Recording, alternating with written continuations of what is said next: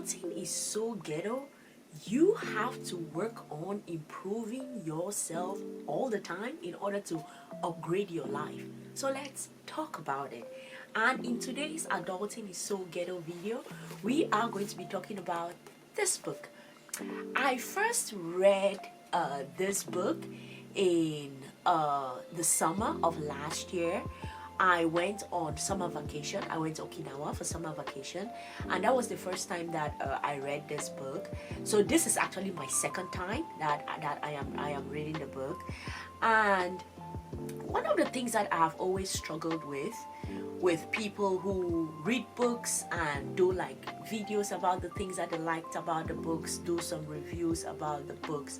I like watching Ali Abdal and his reviews, but one of the things that I've always struggled with is that people come with a review of the whole book, and I'm like, bruh, like I am still just trying to get through chapter 1, and you're already showing up with the whole book that you've already done it. Like, I've not even read it yet.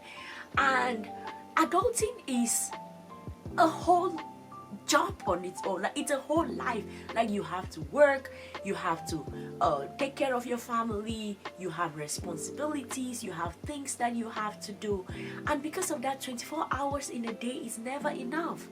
So I read this book when I'm able to squeeze in some time, when I'm commuting to work, or the first time I read it I was on vacation, so that does not count. But on a regular, when I came back to reading it, I squeeze in some time as I'm on my way to work, or when I come back from work. If I'm not dead tired and crashing, I will just read it a little bit before I go to bed.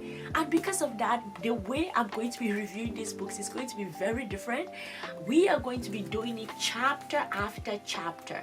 So this book actually has, it's not really divided into chapters. It has what they call night 1, because this is a book about a young person who goes and meets a philosopher, and this young person is asking the philosopher questions about their ideas, and the philosopher is answering the questions. So the way they structure the book is that on night 1, the young person goes to the philosopher's house.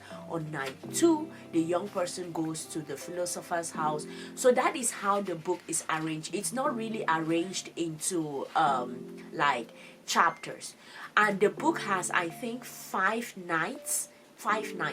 So because as you can see here, I don't know if this shows, it says the first night. It's also written here in kanji. It says the first night.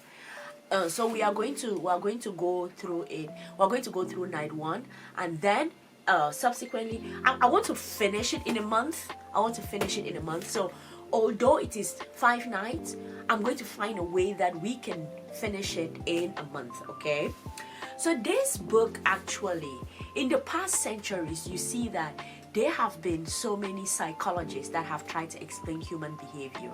And you have people like Sigmund Freud, who is considered the father of psychology, of human psychology. And you have people like Carl Jung, who were all top leaders in the field of philosophy. I think Carl Jung was more like a Sigmund Freud student. This book actually explores Alfred Adler, who was an Austrian psychiatrist. It explores his writings about psychology and the way the human condition works. And I think that one of the most interesting things that I find about this book is how different he actually goes away from Freud's ways of thinking about psychology and the way human beings work. Because especially in the last decade or so, there has been a lot of mental health awareness around the world, and people are coming up with explanations as to, I feel this way, and because of this, and therapists have become this huge part of culture, and everyone now has a therapist that they talk to. And I'm just going to, I love hip-hop. So I'm just going to make a reference here that I think is funny, just because it links to psychology and therapy. if any of you listen to Fat Joe's new album, The World Changed on Me, he starts the album with someone talking, and the person says that, oh, the world has changed, and now he said, when they were growing up, people were I think capos and soldiers. You held your position and you did whatever you had to do, but now they're talking about psychology this, therapy that, which is extremely hilarious. I just brought it here because I thought about it immediately, and I thought it was hilarious to bring it in. But yeah, the world has changed, and there is a lot of talks about therapy and what you should do in order to get better and things like that. And one of the things that has become a huge thought process or a huge topic has been trauma. And we've heard so many people talk about the things that happened in their young days and how that is influencing them right now. And that is where the controversy of this book comes up, because according to Freud, right, we all have psychic wounds, and most of these psychic wounds happened when we were kids, and it's affecting us today. There are so many books about going back to heal the child in you in order to become a better person, right? And that is talking about the trauma that you face from those experiences that you had as a kid. But Alfred Adler's idea is that trauma does not exist. And when you read about it, like, you're like, wait, what? Yeah. So according to Adlerian psychology, trauma does not exist. And they say that, and he says that no one experience in itself can either cause us failure or success. And we do not suffer from the shock experiences, but instead, we make of these experiences whatever we want that suits our purposes. So something may happen to you, and it is not that thing that happened. Let's say it happened when you were 5, 6, 7, 8 years old. It's not that thing that happened to you, but what meaning did you put around that thing? That the trauma does not exist. What meaning did you put around that thing? And it says that regardless of what happened in your past, it is the meaning that is attributed that determines what someone's present will be. And none of us lives in an objective world. We all live in a subjective world. And I remember in the book he talks about the glasses that you're wearing. And sometimes the way you see the world is really just based on those glasses. And he asked the question, do you have the courage to take out those glasses in order to see the world in a different way? And it was very challenging when he says that, do you have the courage to change? And the reason why he's explaining in this first chapter that do you have the courage to change is because he talks about the way we think. Like let's say something happens. As a person, what is your first thought that comes into your head? If something happens, what is your first action that you get into? And that thing, that we will call personality, right? The way you think, the way you act is your personality. But he calls it lifestyle. And lifestyle in Adlerian psychology, lifestyle is something you choose. So the way you think and the way you act is something that you choose. And it, to some extent, is that, oh really we choose it. And the good thing with this is that it means you can choose another lifestyle. Let's say there is a tendency of thought that you always have, or a tendency to always act that you always have. The good thing with this now is that you can change. Let's say you become aware of certain things, you can change. So that is the hope. I think Adlerian psychology is saying that trauma does not exist, but based on the experiences that we had, the meaning that we associated to them, that is what makes us behave in particular ways. I think it is very controversial, but I think it is also, it gives you hope of, okay, if I acted in this way, then I have the ability to change it, right? So I'm going to read a few notes that I made about it. So the first thing he say from the chapter 1, you will learn that it is important that you learn to love yourself, because you cannot be someone else. So it is important to work on loving yourself. And he also says that it is not, what matters is not what you're born with.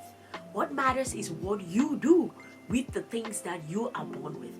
So it gives us also the hope of continuous improvement, which I think is a good thing.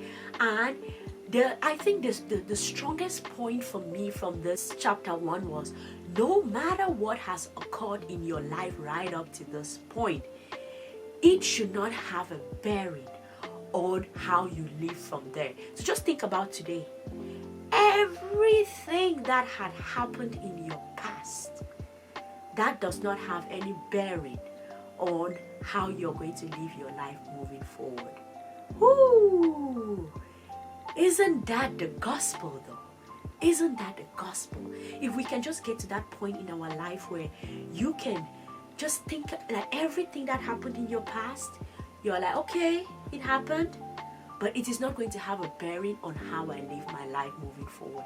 I think that's a very, very powerful thing. So, because I don't want us to just read the book and move forward, I'm going to put some prompts and explain to you all how, after reading this, what are the things that I thought about it. I'm going to put the prompts on the screen. So this is a good time for you to pause the video, look at the prompts on the screen, and then see if you can make some notes. Is there a past event that you feel has permanently shaped who you are?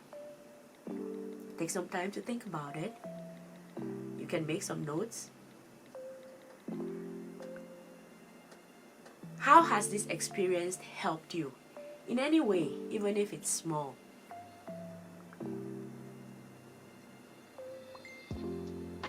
If you didn't let these events define you, what new identity would you create for yourself?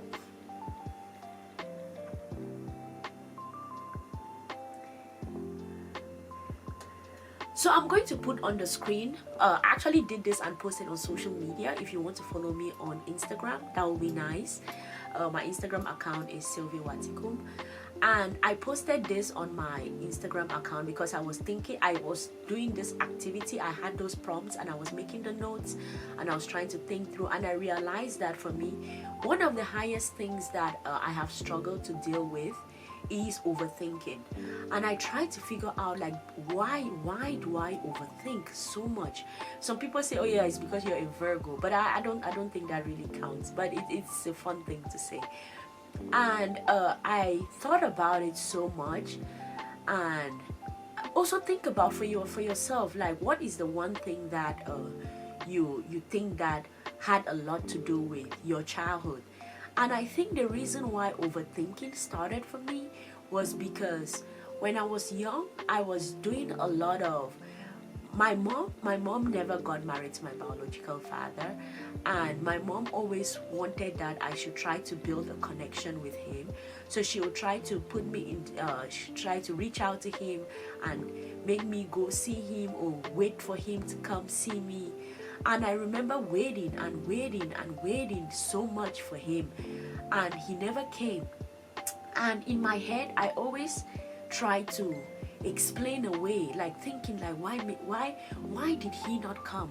Like, why didn't he show up? Why didn't he show up? And I had so many explanations, and I think that is where my overthinking started.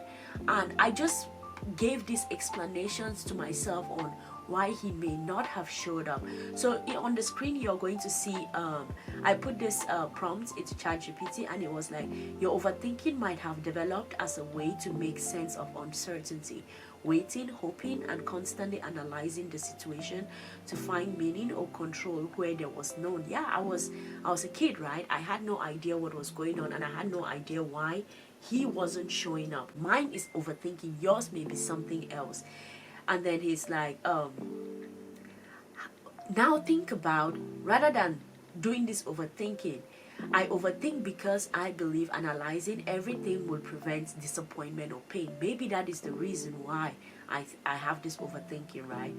Or if you want to challenge the idea, you can think about, are you overthinking because you're trying to protect yourself from hurt, prepare for the worst case scenario? And what if you replace this overthinking habit with something that gives you some form of clarity, like writing or movement? For me, and then I try to do an analysis of like my trauma, the overthinking, using Freud's way of thinking and Adler's way of thinking. So according to Freud, trauma exists and we all have psychic wounds that cause present unhappiness. So that is how Freud will explain my overthinking, right? It's waiting for my dad as a kid and he never showed up. But according to Adler, trauma does not exist, and regardless of what happened in the past, it is the meaning we give to it and we can change it. So with Freud's own, it's like it gives me a hug and it's like, see, I feel seen and I feel hurt, because it's like, yeah, that is the reason why I'm overthinking. But with Adler's idea, it makes me feel like, wait, what? You think this is me assigning a way to feel about this? And I feel like it hits you on the head. But also, I also feel like it gives me, like personally, it gives me the some kind of a power. It throws the power back to me and tells me that yes, that happened, all of those things happened, but let what has happened in the past not influence how I act moving forward, right? So also so this is the prompts that I use, and you can use this prompt. Think about something that maybe you are not necessarily dealing with, or maybe what is your own trauma and things that happened in your childhood that may have scarred you. Take some time, think about it, analyze it through the lens of Freud, analyze it through the lens of Adler, and then see how you can challenge the idea, because the idea is a challenge. Trauma does not exist. That's a challenge, a bold challenge to say something like that, and then try to challenge the idea of that particular trauma that you have, and just take some time and journal about it, and then probably you can have some clarity. So for me, what I am going to be doing is moving forward with this is that when things happen in my life, that things that you can call bad things, or things do not go my way, what I will do is, I do not just want to say, okay, everything that happened in the past is in the past and I'm moving forward and I'm not thinking about the past. I don't want it to be that way. I want to be, because it feels like, if I do that, it feels like I'm just skipping the hurt or whatever thing. So I'll give myself like a week or two to stew in my pain, and feel all the feelings and feel it, and then 2 weeks, once I hit that 2 weeks mark, boom, I am taking my Adlerian, the Courage to be Disliked hat, and I'm wearing it on my head with my Adlerian psychology, and I'm telling myself, everything that happened in the past do not have any bearing on how I am going to be moving forward and living my life. And I'm going to put that shit behind me, and I am going to soar. So I hope that y'all can think through your own trauma, reflect about it, and move forward, right? And we are going to be reading chapter 2. So I'm going to be spending the next 3 weeks. And the reason, I told you I read it already, right? But I'll read it now, but more thoughtful. So I will read the second night, maybe the second night and the third night. And as usual, I'm going to come up with the prompts. I'm going to write about it to see how it shows up in my life. And at the end of next month, I'm going to do another video of chapter 2 and chapter 2 and chapter 3 based on how much I cover. And then we are going to come back here to talk about how you all have been doing with it, and then we are going to move forward till we finish the book. Okay, I'm going to see you all in the next one. Cheers.